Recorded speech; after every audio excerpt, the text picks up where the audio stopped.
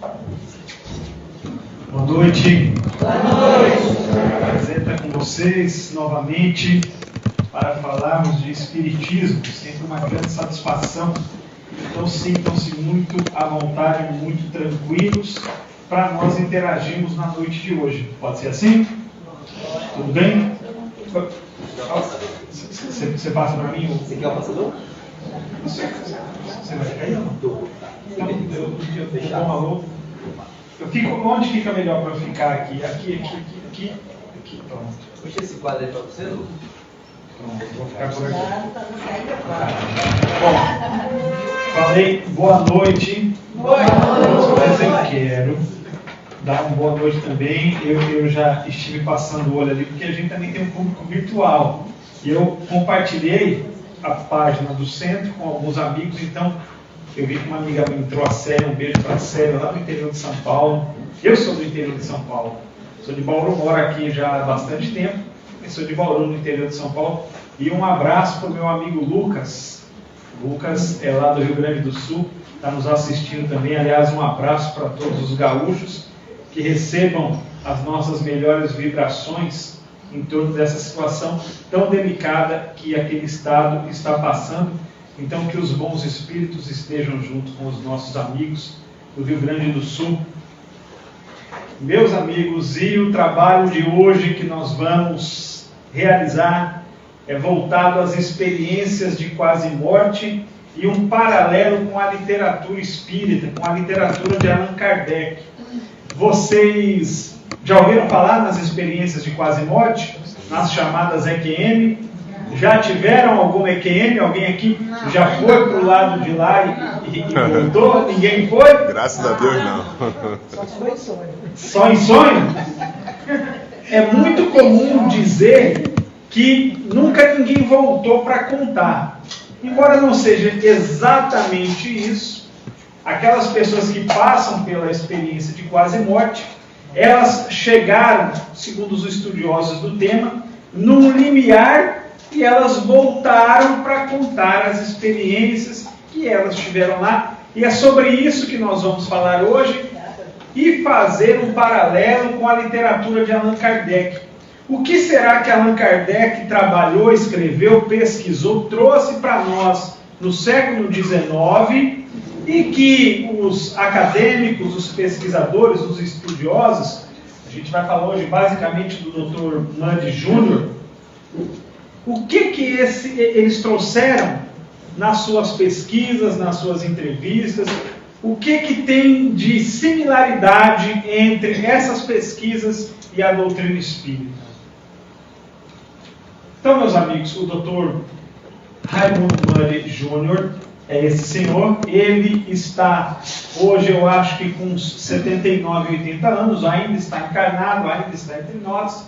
E em 1975 ele publicou esse livro, Vida Depois da Vida, que traz diversos relatos. Ele trabalhou com mais de 150 pessoas que estiveram entre a vida e a morte num determinado momento e voltaram para contar as suas experiências. Pode passar, por gentileza.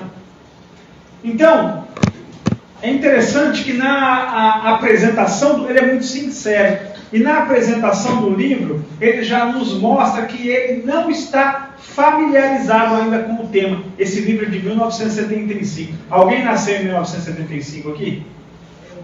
Eu nasci em 75 também. Esse livro é de 1975, ou seja, quase um cinquentão, com 49 anos o livro. E ele informa que não está familiarizado com o tema. É interessante essa sinceridade que ele nos apresenta. Eu fico pensando, imagine se nós divulgássemos com toda a força, com todo o vigor, com toda a potência a doutrina espírita. Esses pesquisadores, esses acadêmicos, provavelmente estariam mais familiarizados com os temas que Kardec trabalhou, com a linguagem que Kardec usou. Mas a doutrina espírita ainda não é tão divulgada, não é tão conhecida, então você não tem um vocabulário espírita sendo utilizado para eles, e que poderia ajudar muito, poderia facilitar muito, porque deixa a comunicação eficaz. Ele é sincero em suas abordagens, E diz que espera não ter deixado suas emoções invalidarem a obra. É muito difícil mesmo, para não dizer impossível, a imparcialidade. Sermos imparciais é muito difícil. Nós somos imparciais? Sejamos sinceros. Se um amigo nosso faz alguma coisa e um indivíduo que não é amigo nosso faz a mesma coisa, como é que nós emitimos um juízo de valor? Como é que nós julgamos isso? Nós tendemos a essa parcialidade. A gente julga conforme as nossas emoções, os nossos sentimentos. A gente faz isso. Escapou. Não tem problema. Esse livro, ele vendeu mais de 13 milhões de exemplares. Vocês sabem quanto tem que vender no Brasil um livro para ser best-seller? Vocês têm ideia ou não? Não. 3 mil exemplares. É claro que é um mercado diferente, né? Ele pegou um mercado mundial, mas 3 mil exemplares no Brasil, o livro já é considerado um best-seller. Né? Porque o nosso povo tem um hábito de leitura ainda bem pequeno. O intuito desse livro é dar publicidade a ideias que se encontram sem receptividade na academia, mas que relatadas ao longo do tempo. Se nós pegarmos, desde que o mundo é mundo, essas ideias de indivíduos que passaram por essa situação de quase morte, elas sempre existiram. Qual é o grande mérito dessa obra, Vida Depois da Vida, e de tantas outras? Esses pesquisadores, eles compilaram, eles agruparam, eles deram um corpo teórico para todas essas abordagens, e ficou muito legal.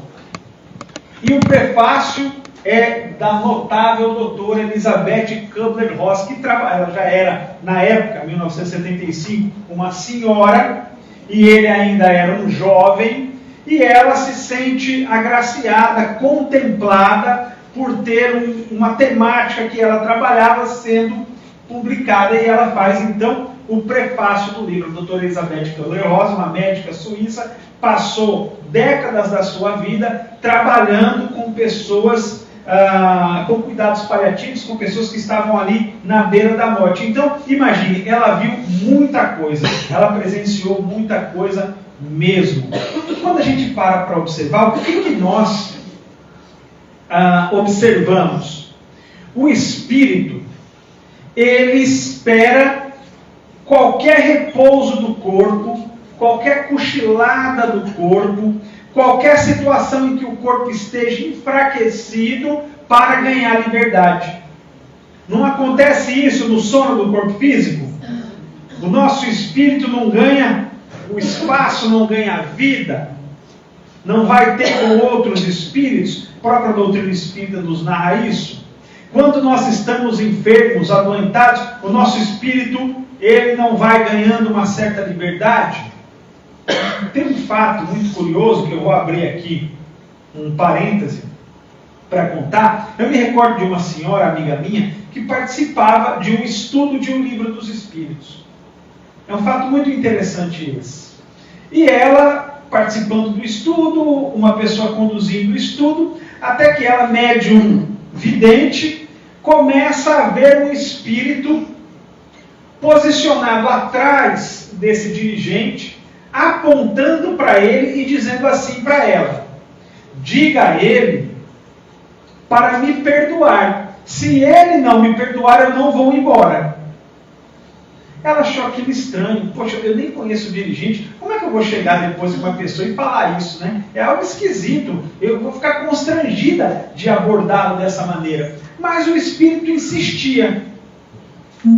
Diga a ele que se ele não me perdoar, eu não vou embora.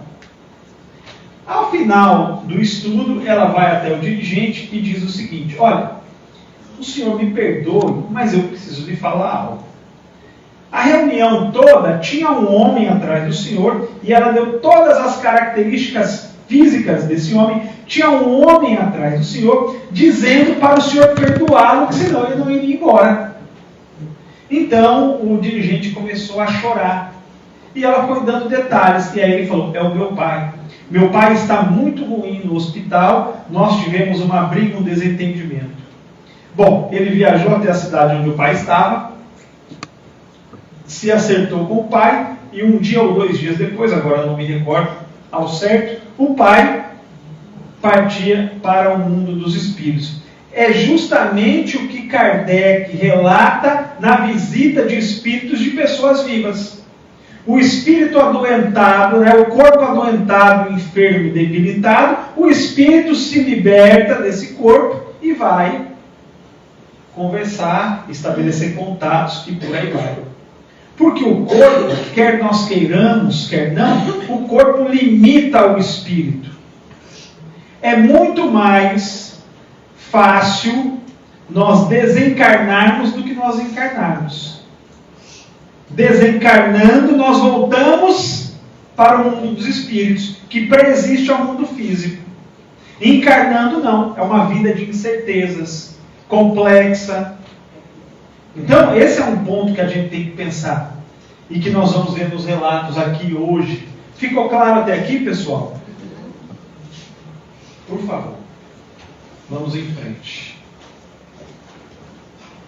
Pronto. E aí o Dr. Muddy Júnior, ele dividiu essa experiência em 3 pontos. Primeiro ponto, de pessoas que foram declaradas ou consideradas mortas, clinicamente mortas pelos seus médicos, porém ressuscitadas. Então ele tem relatos de pessoas que estiveram sem respirar, parada cardíaca, por 3, 4, 5, até 20 minutos e depois foram ressuscitadas. Então, esse foi um público que ele trabalhou, o primeiro público, o primeiro grupo. O segundo grupo, experiência de pessoas que, em virtudes de acidentes ou doenças, estiveram muito próximas à morte. Esse é um outro grupo que ele trabalhou.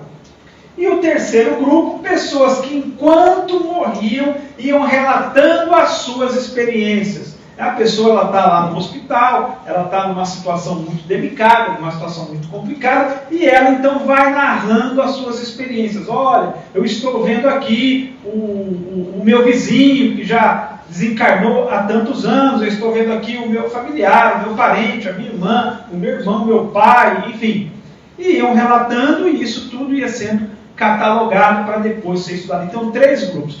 O mais interessante que essas pessoas relatam ao pesquisador é que elas, quanto mais profunda era a experiência de quase morte, mais rica, mais colorida, mais ilustrativa, mais profunda eram essas vivências, e elas relatavam justamente isso. Quanto mais tempo o indivíduo ficou nessa, vamos chamar de morte, ele trazia mais riqueza de detalhes.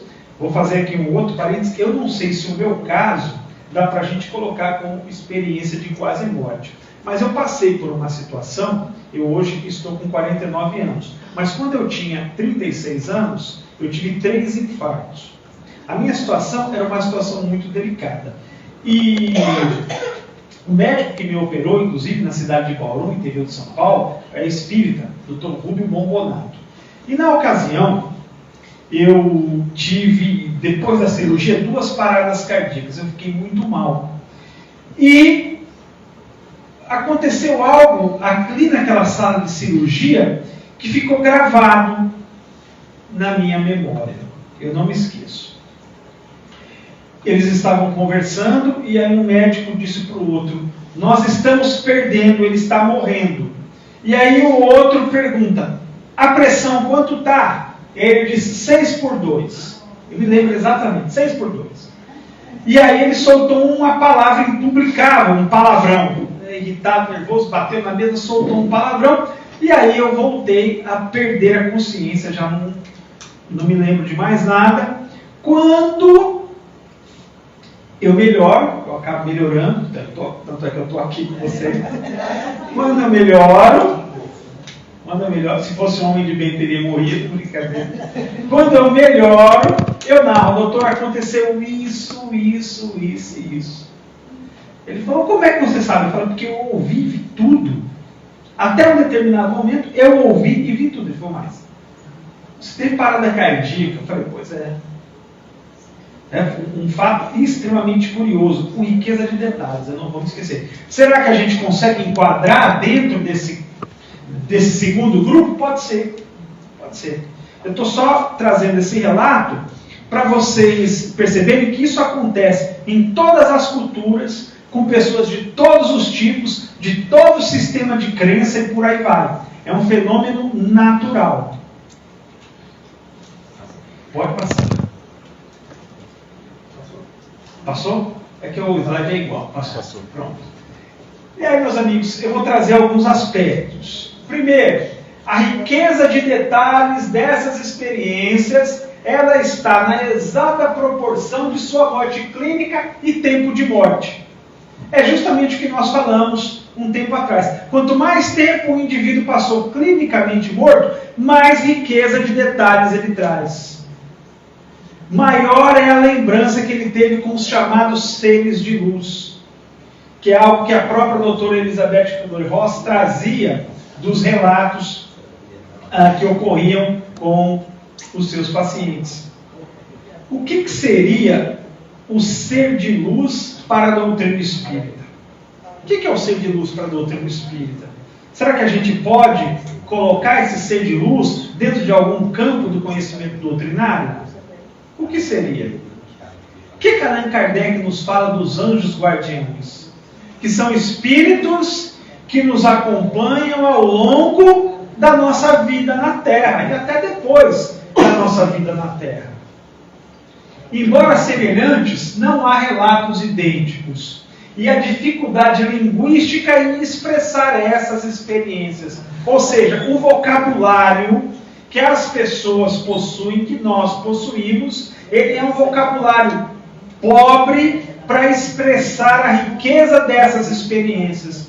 Essas pessoas comentavam, elas diziam que viviam com tanta riqueza de detalhes essas situações, com tantas emoções, quando encontravam, por exemplo, esse ser de luz, quando encontravam parentes que já haviam desencarnado, quando encontravam amigos, elas tinham uma sensação tão boa, uma sensação tão plena, uma sensação tão leve, que elas não conseguiam definir. Eu não sei se vocês já experimentaram esse tipo de sensação, de sentimento, mas de estarem num estado tal que não se encontra palavras no nosso vocabulário para poder definir o que nós sentimos. É porque o nosso vocabulário ele ainda não abarca todas as possibilidades e condições do espírito imortal, e isso é perfeitamente compreensível. Nós estamos aprendendo ainda, nós estamos caminhando. Há palavras, há virtudes, há questões que nós não conseguimos realmente compreender, tamanha riqueza que se passa.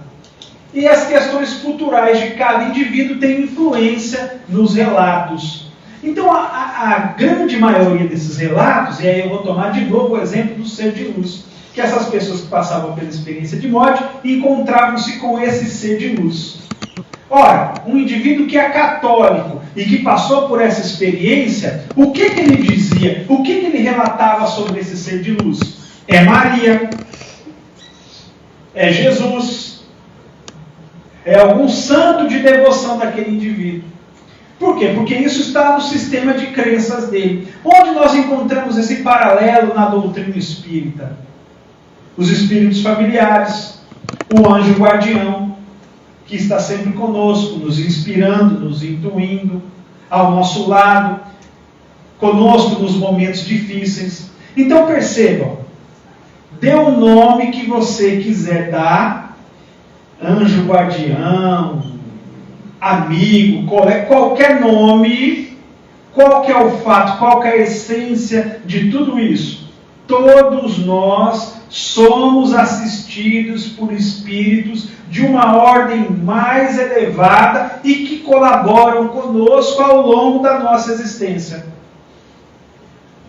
E que eles podem chamar de ser de luz, de anjo, de santo, nós espíritas denominamos de anjo guardião, que é aquele espírito que nos acompanha nessa vida, na vida no mundo dos espíritos e até em tantas outras vidas. Um espírito de ordem mais elevada do que nós. Será que faz sentido isso? Faz todo sentido. Todo sentido. E olha que interessante isso. O que propõe o autor sobre a morte? Já que são experiências de quase morte, o autor propõe a importância de nós naturalizarmos o tema morte. Por que muita gente não relatava essas experiências de quase morte? Porque o tema morte é tabu. O tema morte é tabu. Nós conversamos de morte com os nossos filhos? Com os nossos companheiros, com as nossas companheiras? E por que nós não conversamos se é a grande certeza da vida? Se nós partiremos cedo ou tarde? Se estamos aqui apenas de passagem? Por que nós não cogitamos desses pontos? Por que nós não refletimos? Por que nós não procuramos trabalhar de maneira mais forte, mais potente, mais vigorosa a cultura da imortalidade da alma, já que somos espíritos imortais? Por que nós tememos tanto a morte?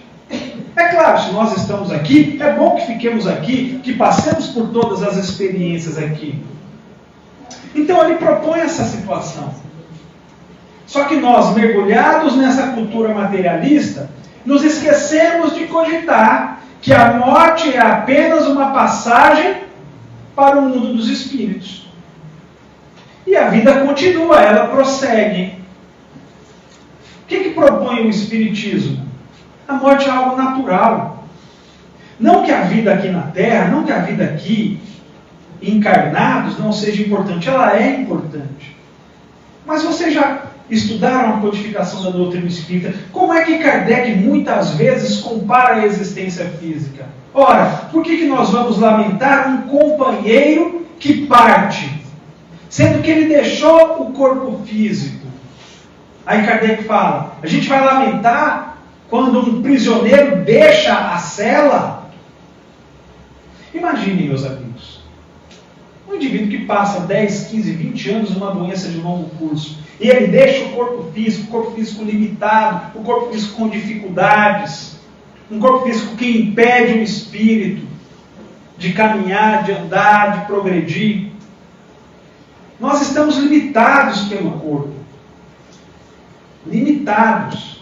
Há um tempo atrás, fui realizar uma palestra no Centro Espírita, lá em Itapuã. Me perdoe se eu já contei isso aqui.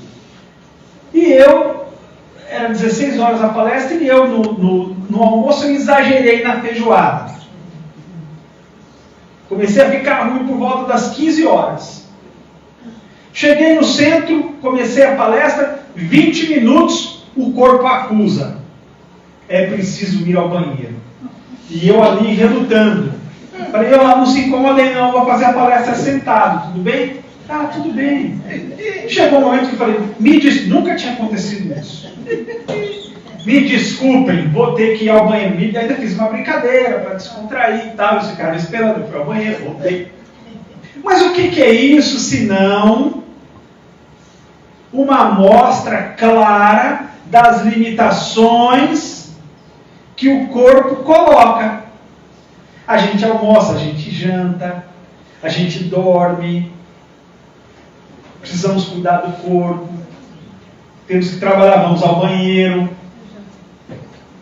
Os espíritos não precisam de nada disso.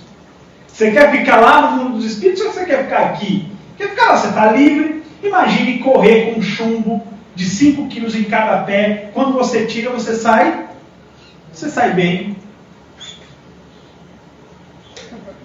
Quando eu jogava futebol, comecei jogando futebol de salão. Sabe como é que hoje é futsal? Sabe como é que nós treinávamos futebol de salão? Nós chutávamos com uma bola muito mais pesada. Porque quando nós pegávamos a bola real de futebol de salão, ela ficava leve. Mesma coisa para o espírito. Ele treina aqui. Quando ele deixa esse corpo, ele vai ficando leve. Não vão sair daqui hoje querendo morrer não, hein? Porque é o relato dos espíritos, dos indivíduos que passavam por essa experiência e voltavam, eles queriam ficar. Por que eu vou voltar, meu Deus do céu? Não quero ir para lá, não. Eu quero ficar aqui. Aqui eu estou tendo sentimentos, sensações em plenitude. E não eram espíritas. São experiências universais. Para todos nós. Por que eu vou voltar para o corpo? A própria doutora Elizabeth Kubler-Ross traz, ela diz que a esmagadora maioria dos indivíduos que ela acompanhou, mais de 20 mil casos, eles iam e quando voltavam para o corpo, acordavam no corpo. Ah, mas por que eu voltei? Sabe quando a gente tem aquele sonho tão bom que acorda e fala, oh meu Deus, por que você me acordou, fulano? Estava bom demais. Então, é exatamente sobre esses pontos. Pode passar, por gentileza. E o autor, ele escuta os relatos e nota a similaridade entre eles. Eles, então, vai se aprofundar. E aí a gente percebe os critérios que Allan Kardec utilizou na composição, na construção, na confecção da doutrina espírita. Allan Kardec utilizou o critério da lógica. As mensagens que os espíritos traziam precisavam fazer sentido, ter lógica, elas não podiam entrar em contradição.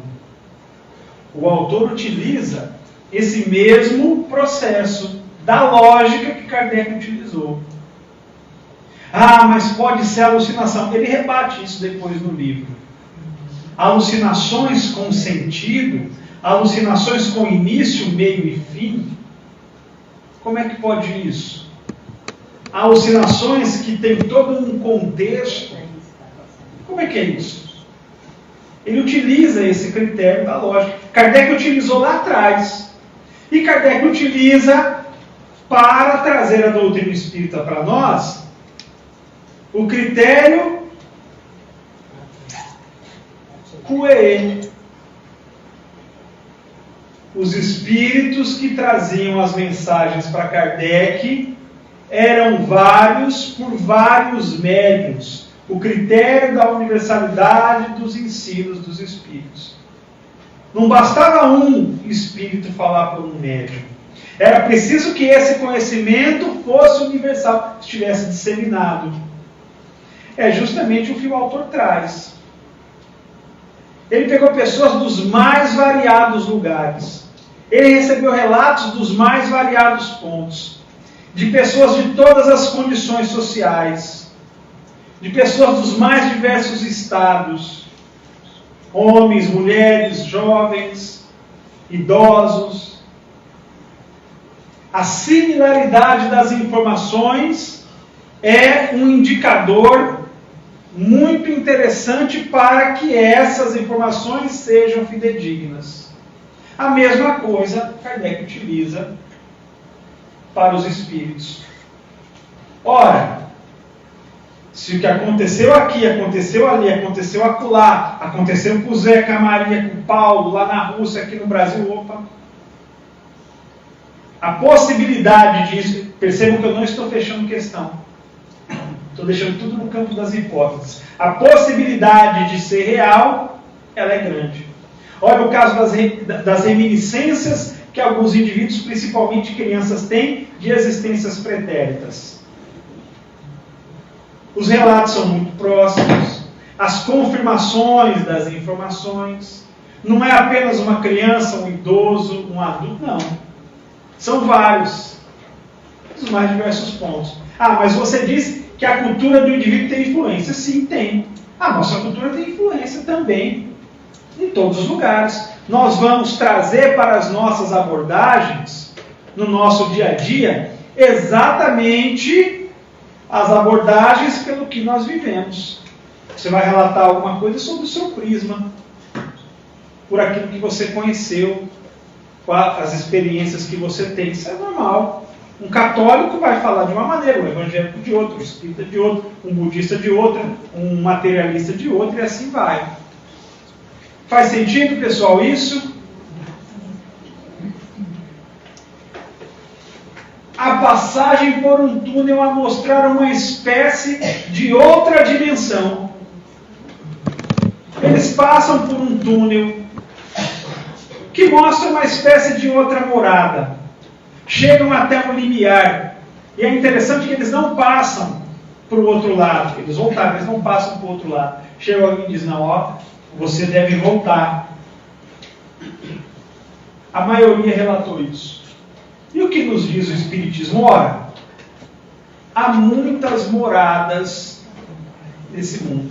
Nós estamos aqui agora. E os espíritos estão onde? Onde estão os espíritos? Aqui. Os espíritos estão aqui. Estamos interagindo constantemente. Por que nós não enxergamos? Porque nós não temos a capacidade mediúnica de enxergar os espíritos. Por isso, nós não conseguimos vê-los aqui. Mas eles estão aqui. Um médium consegue ver. É o mesmo local? É, mas é uma outra morada. Perceberam? E se nós formos pensar no sujeito, na subjetividade? Muitas moradas. O que Allan Kardec fala de céu e inferno? É um local geográfico? Não, é um estado de consciência. Você pode estar aqui encarnado, morando em Salvador, no céu. Você pode estar aqui encarnado em Salvador, no inferno. Você pode estar no mundo dos espíritos, no céu. Sua consciência está bem. Você pode estar no mundo dos espíritos, vivendo um autêntico inferno. As muitas moradas que nós temos. Não tem dia que nós estamos mal e no outro dia nós estamos bem? Não é assim? As muitas moradas. Os muitos universos em que os espíritos vivem. Por gentileza. Corpo denominado de espiritual. O autor denomina o corpo de espiritual. Se ele conhecesse a literatura de Kardec, ele chamaria de perispírito. A flutuar e a observar o que está ocorrendo como um espectador. Então o sujeito está lá na experiência de EQM e o corpo dele passa a flutuar, eles chamam de corpo espiritual, e ele começa a ver o que está acontecendo ali. Relatos interessantíssimos. Eu sei onde vocês colocaram a minha dentadura quando foram me operar. Eu sei o que foi feito em determinado lugar. Eu sei o que ele falou. Mas como é que você sabe? Eu vi. Eu estava vendo o meu corpo ali. Imagine a sensação para o indivíduo que não tem uma familiaridade com o tema, olhando de cima o seu corpo físico. Eles relatavam isso. Lá atrás, Allan Kardec vem chamar de perispírito. Ele chama de corpo espiritual. Não importa o nome que a gente dê. Perceberam? O conhecimento das leis da natureza, todos eles aí. Kardec estudando no século XIX, Dr. Elizabeth Kubler-Ross no século XX, o Dr. Mandy Júnior também, e tantos outros pesquisadores, o Dr. Ian Stevenson estudando a reencarnação, e esses conhecimentos todos aí, e nós podemos beber desses conhecimentos, e beber desses conhecimentos para quê? Para deixar a nossa vida melhor, para deixar a nossa vida com mais qualidade, para deixar a nossa vida mais leve, para deixar a nossa vida com mais esperança, com tudo. Porque se a gente não aplicar esse conhecimento na nossa vida, no nosso cotidiano, ele de nada adianta. Ele não serve para nós. Não adianta a gente ficar falando aqui de experiência de quase morte, de reencarnação, de vida depois dessa vida, se nós não aplicarmos esse conhecimento no nosso cotidiano, na nossa existência. Quais são as consequências que advirão dessa certeza que nós temos na imortalidade da alma? Será que isso nos transformará em indivíduos melhores? Esse é o grande ponto, e que Kardec bate constantemente o progresso moral do espírito. Então não adianta ter o conhecimento se eu não for aplicar esse conhecimento na minha vida. Ah, mas eu vou aplicar no mundo dos espíritos. Não, eu vou aplicar aqui, agora, nesse exato momento. Por gentileza. Ele traz um relato extremamente interessante de um indivíduo que tem um acidente, ele perde a perna, ele perde um membro, e ele tem essa experiência na EQM. Será que faz sentido isso à luz do conhecimento que nos trouxe Allan Kardec? Allan Kardec fala que o perispírito, o corpo espiritual, ele é indestrutível. E olha o relato que um deles traz, que num acidente, ele olha, ele vê que perdeu a perna, mas o seu corpo espiritual, seu perispírito está intacto. Está intacto. E Allan Kardec lá atrás já havia estudado.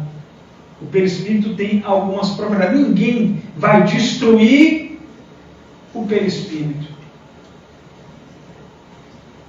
Olha como Kardec, sem ferramentas, sem tecnologia, consegue dar tiros extremamente certeiros com o método que ele utilizou. Observando e extraindo as consequências das observações que ele fazia.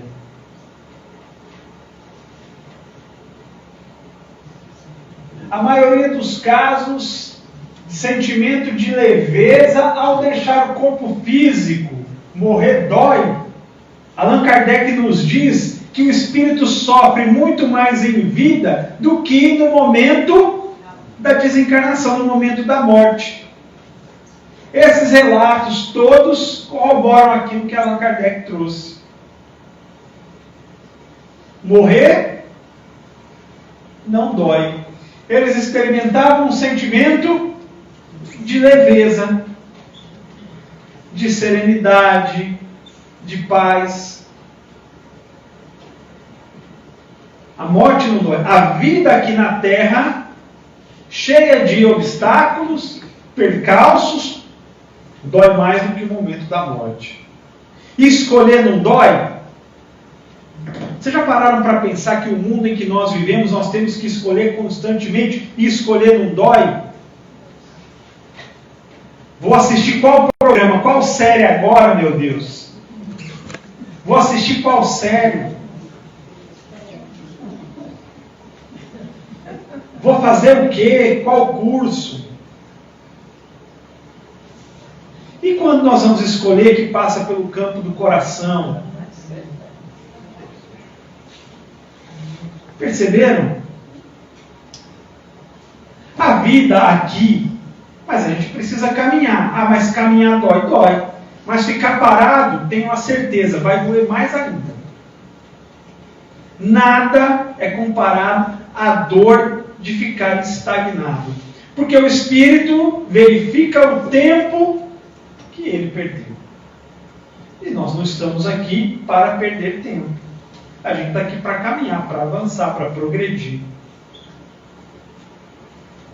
Encontro com um ser de luz que o instruiu sobre questões de vida. Imagine, você tem uma experiência de quase morte, encontra esse ser que te recebe e te leva a fazer reflexões. E você tem a sua vida projetada, como todos eles narram. Interessante que esse ser de luz, ele não te julga, ele não te condena, ele não te culpa. É ou não é uma característica muito parecida com o espírito de ordem mais elevada do que a nossa? Esse espírito, ele vai entender as nossas razões pelas quais nós optamos por A, B ou C. Ele não vai nos julgar. Ele não vai nos condenar. Isso somos nós com nós mesmos, com a nossa consciência. Não. Ele vai nos ajudar, ele vai nos orientar. E vai nos respeitar nas nossas escolhas. Vai nos respeitar. Como é que faz o anjo guardião quando nós não escutamos as suas diretrizes? O que ele faz? Ele impõe, ele constrange, ele humilha. O que ele faz? Ele se afasta, respeita a nossa decisão. O espírito só cresce exercitando o livre-arbítrio. Não cresce de outra maneira. É o que a doutrina espírita nos ensina, nos traz. Então tem esse ser que me orienta, entretanto a decisão, a escolha, ela é minha, ela é nossa. De modo que a responsabilidade pelas consequências também é nossa. Não dá para falar, não, mas foi o anjo guardião. Não, foi o anjo guardião, ele me aconselhou mal. Ou foi um amigo. Não, é nossa. Nossa. A gente precisa assumir isso. E é muito interessante como quase todos nós, eu não vou generalizar, mas quase todos nós trazemos essa dificuldade muito grande, talvez ainda pela maturidade, de medo, de não assumir os erros que nós cometemos. Mas o que nos diz o Espiritismo? Que nós vivemos num mundo de provas e expiações. Ou seja, isso é igual a estar aprendendo. Ora, se nós estamos aprendendo, se nós estamos na condição de aluno, é óbvio que nós erraremos. E se é óbvio que nós erraremos, por que nós tendemos a esconder os nossos erros? Por quê? Não estou dizendo para a gente sair batendo, olha, eu errei, assim, às vezes. Mas porque se a gente não assume, se a gente não identifica, nós não trabalhamos. Então, olha, não. Essa síndrome do super-homem nos atrapalha demais. Porque a gente só vive com pessoas perfeitas, ninguém erra nada.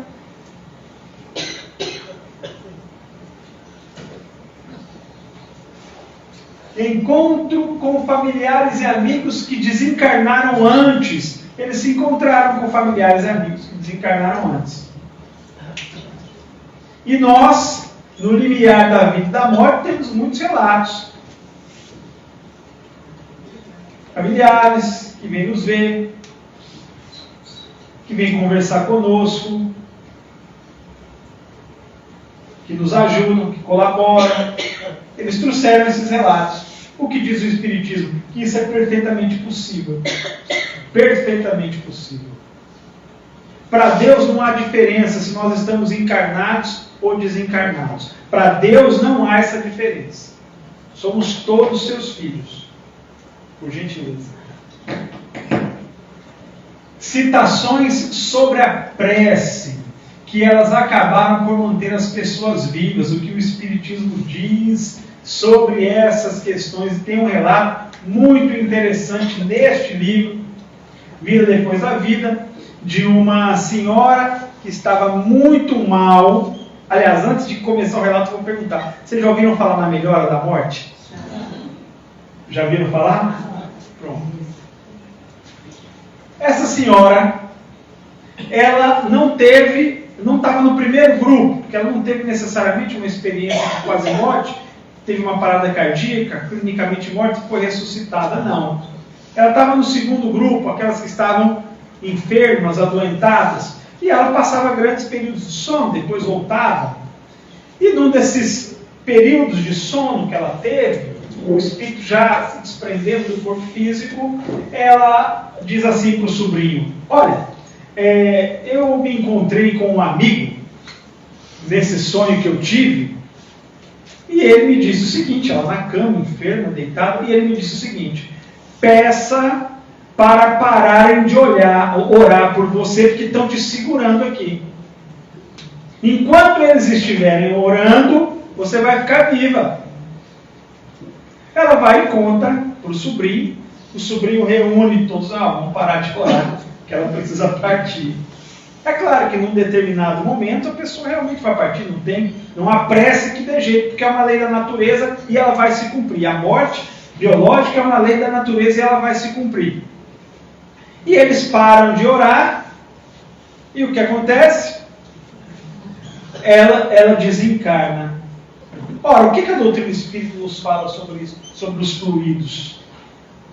Quando nós vamos ao centro espírita e alguém nos aplica um passe, alguém deseja o bem para nós, faz alguma coisa do tipo, como é que a gente sai? E por que a gente sai bem?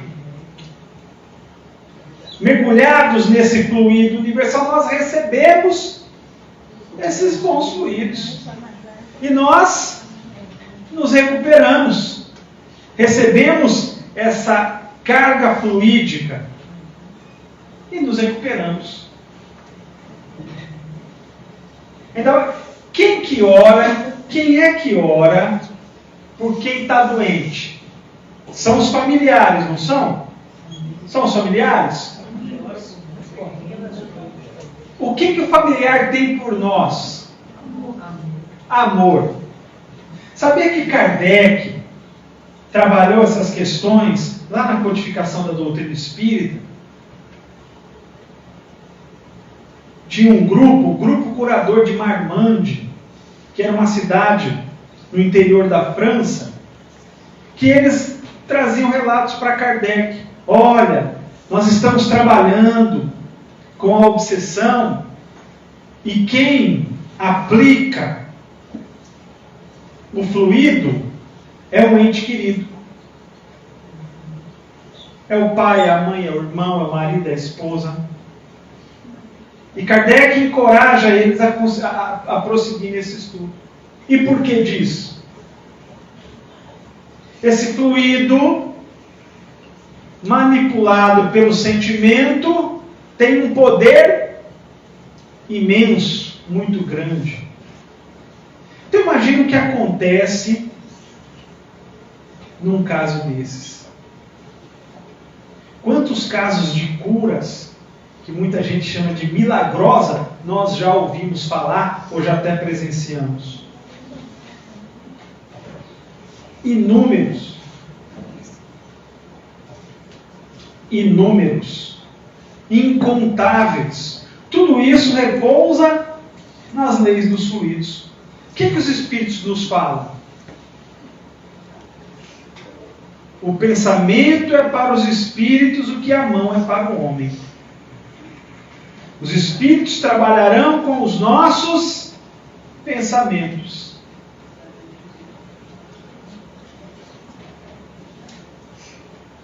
Um outro ponto. Por que muitas pessoas passaram por isso? Elas questionam ao ser de luz. E eles respondem, para aprender a amar outras pessoas. Experiências significativas, de modo a fazê-las despertar esse sentimento. Kardec nos diz o seguinte, a natureza deu ao homem a necessidade de amar e de ser amado. Percebam que na colocação de Kardec, amar vem primeiro, ser amado vem depois. Não que ser amado não seja importante, claro que é necessário para nós. Nós precisamos nos sentirmos amados. Entretanto, quem ama já traz o amor em si. O amor é uma decisão. Eu escolho amar alguém. Eu escolho, independentemente se ele vai me amar ou não vai amar. Eu escolho, eu tomo essa decisão de amar. Eu construo esse amor. Eu trabalho esse amor todos os dias. Meus amigos, ao longo de muito tempo trabalhando sobre a questão do suicídio, várias vezes perguntei para as pessoas, no momento de crise mais aguda, o que é que te segura ainda nesse mundo? Elas não falaram explicitamente o amor, mas a resposta delas, da maioria das pessoas, sempre mostrou que o amor é um ponto de proteção fundamental.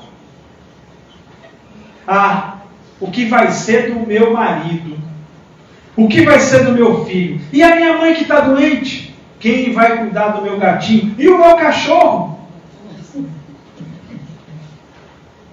Elas não disseram amor. Não, olha o amor. Não. O amor como fator de prevenção da vida. No ano de 2009, eu escrevi um livro chamado Evite a Rota do Suicídio. Fiz muitas palestras no interior do estado de São Paulo sobre esse livro. Num dia, eu iria fazer uma palestra sobre um tema chamado Desafios da Vida, num centro espírita chamado Centro Espírita Vicente de Paulo. Estava almoçando e vendo o Globo Esporte. E vem uma voz. Fala sobre o suicídio.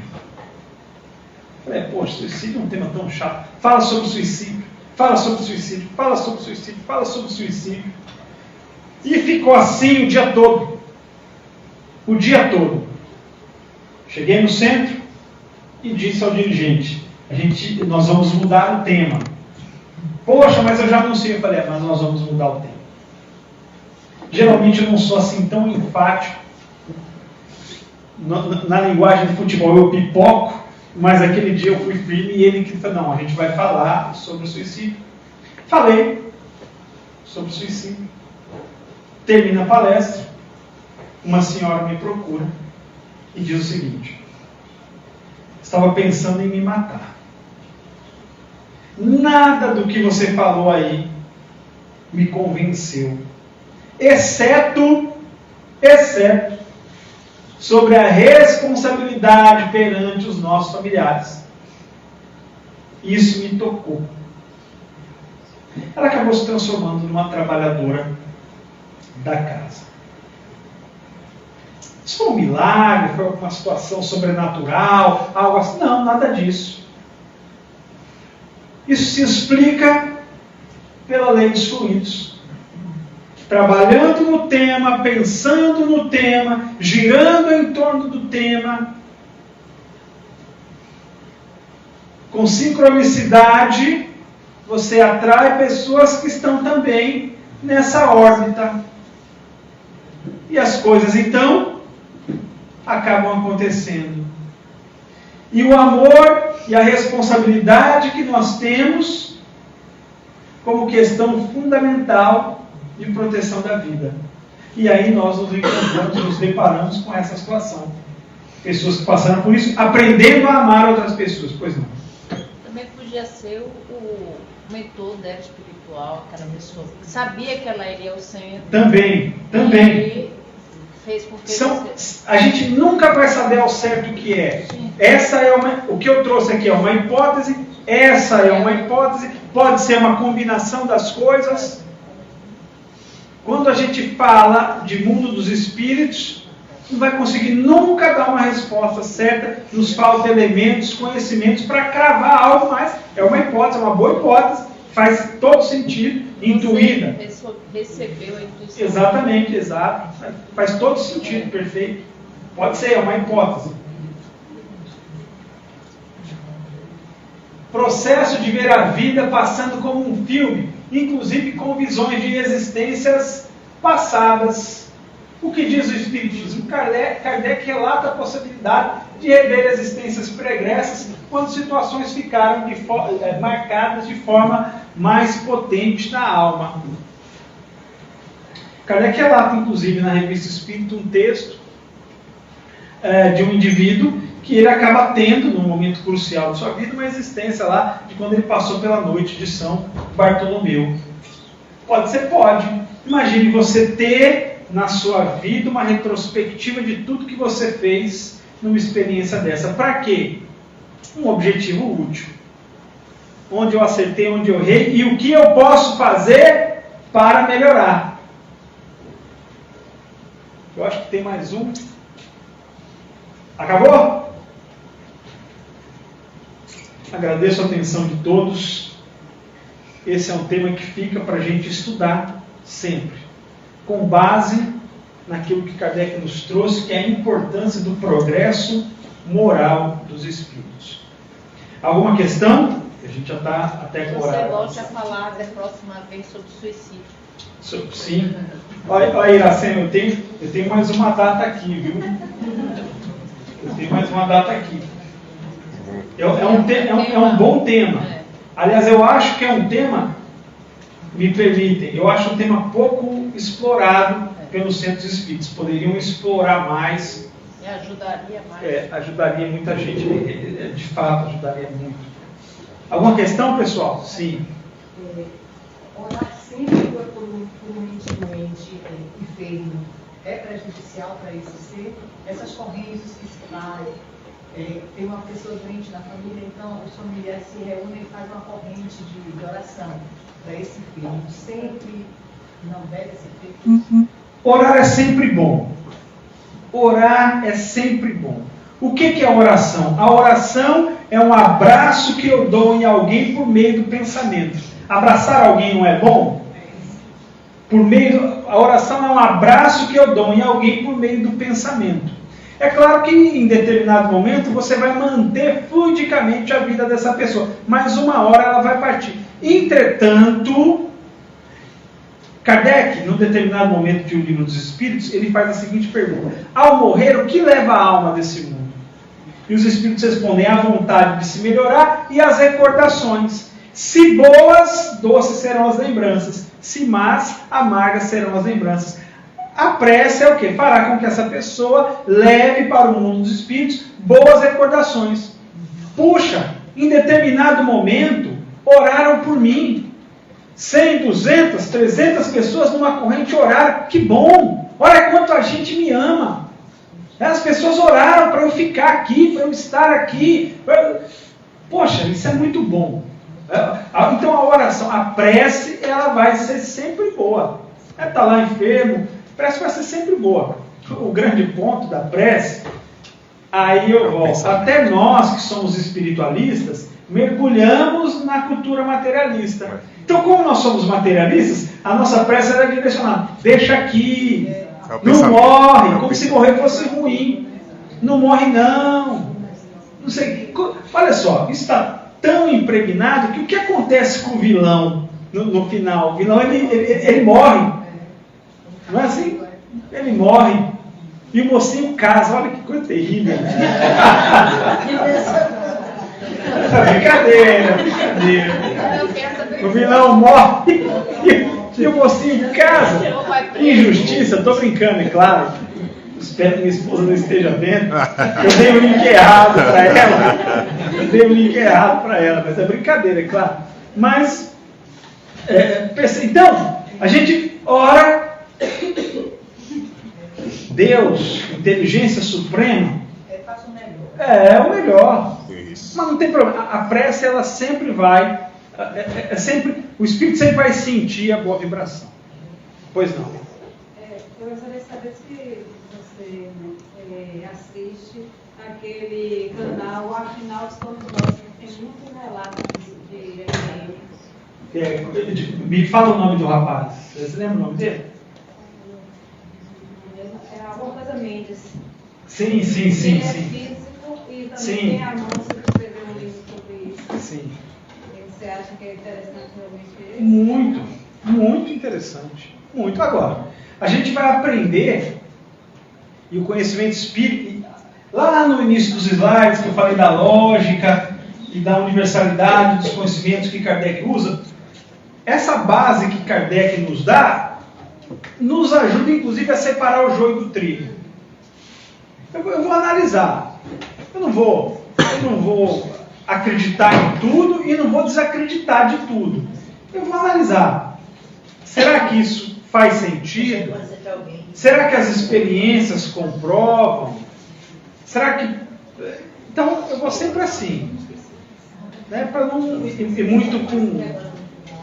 Eu vou ali palmilhando o terreno do conhecimento, com muita humildade. Importante ter humildade, sem querer fechar a questão. Isso é importante. Sim. Uma pergunta. Olha, está estendendo o horário. Não, mas é para se para assim. Ah, pronto. A respeito da sessão mediúnica, por que a sessão mediúnica, no caso, ela tem que ser fechada nesta casa? Eu vi em outras casas que é aberta. Isso. Olha, há um tempo atrás, as sessões mediúnicas eram abertas, na sua grande maioria dos centros espíritas. Assim acontecia. Mas, de um tempo para cá, foi se percebendo que muitas pessoas ficaram até traumatizadas. Nem todo mundo está preparado para ver as manifestações. Principalmente se for a socorrista. Principalmente se for uma socorrista, uma mediúnica socorrista, como é o caso da mediúnica daqui. E além disso, existem também alguns critérios que os médios daqui, eles estudam, dão um grupo de estudo, para que haja a psicosfera necessária para que esse espírito chegue. Então, hoje, a grande maioria, ainda existe locais que que fazem suas mediúnicas abertas. Mas uma coisa que eu digo, muita gente, eu conheci nesses 20 e poucos anos, que eu trabalhei, aliás, nesses 40 anos aí, que ficaram aterrorizados, foram despreparados, ou a mãe convidou, ou o pai levou, e quando chegou lá, encontrou cenas de gritaria, porque às vezes eles chegam gritando, eu estou sem a perna, eu estou sem o pé, arrancaram meu olho, eu quero matar, e às vezes as pessoas estão despreparadas, e se assusta. Eu tive aqui 2 adolescentes, que elas vieram aqui dizendo assim, eu só vim porque foi você, é você, porque eu tenho pavor de espírita, porque eu fui e aconteceu isso. E ela saiu correndo do local. Então, para evitar esse tipo de coisa, nós temos sim a assistência espiritual aqui. Por exemplo, hoje, nós temos aqui um público aqui, né? Quantos aqui de vocês não trouxeram alguém precisando estar aqui e sendo evangelizado? Então, esse ficará aqui, será evangelizado, será trabalhado. Inclusive, eu acredito, e alguns espíritas também, que a grande desobsessão na casa espírita é a palestra doutrinária, que elucida muito as pessoas. Então, é por isso que a gente não tem aberto. E a grande maioria das casas hoje não tem aberto, não é isso? Mas é por isso mesmo. Tirou uma dúvida de muitas pessoas. Hã? Tirou uma dúvida de tantas pessoas. E a minha também. Tirou dúvida. De muitas pessoas. Ah, sim. Muitas pessoas. Ah, tá certo. É o pessoal do Instagram. Bem, palma para o meu amigo. Eu quero já ter marcado, o tema ele já sabe qual é. E eu quero dizer também que ele é um escritor. De quantos livros ele até agora? 21 livros. Ele é escritor de 21 livros. Ele tem uma larga bagagem e, além de ser expositor maravilhoso, né? Ele coloca com a clareza muito boa as ideias. Eu sempre digo, gente, além de ser isso aqui é um aprendizado, né? É uma aula para todos nós. O Espiritismo se propõe a isso, é elucidar, não é? Quem somos nós, o que estamos fazendo aqui.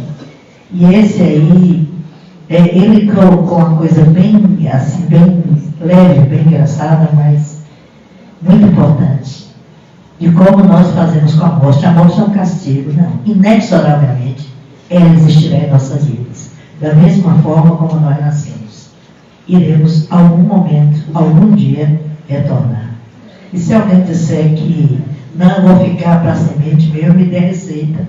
Eu quero saber onde foi que tomou esse chá, né? Porque eu também não quero desencarnar por agora. Ninguém quer, porque se disser assim, lá embaixo, ali tem um ônibus lá, quem está dirigindo é Bezerra de Menezes.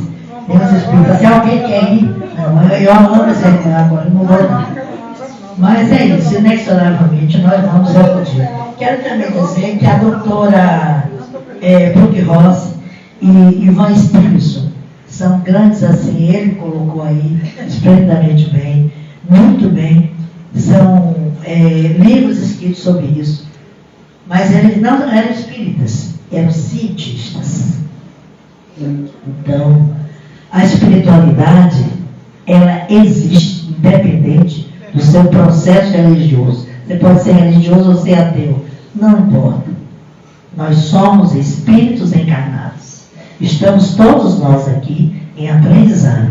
E em algum momento nós deixaremos o corpo físico e iremos ao mundo espiritual. Acreditemos ou não. Meu pai dizia assim, eu não acredito, eu digo, sem problema, o senhor também vai morrer uma hora. E ele foi. Mas é isso, vamos nos despedindo do pessoal do Instagram. É o momento do passe. Quem está vindo aí pela primeira vez? Tem alguém? Sejam bem-vindos. Quem é mais aí? Sejam bem-vindos. Nós agora temos o passe. E se vocês puderem, fiquem até o final, porque vamos apagar a luz. Existe um trabalho espiritual acontecendo e, no final,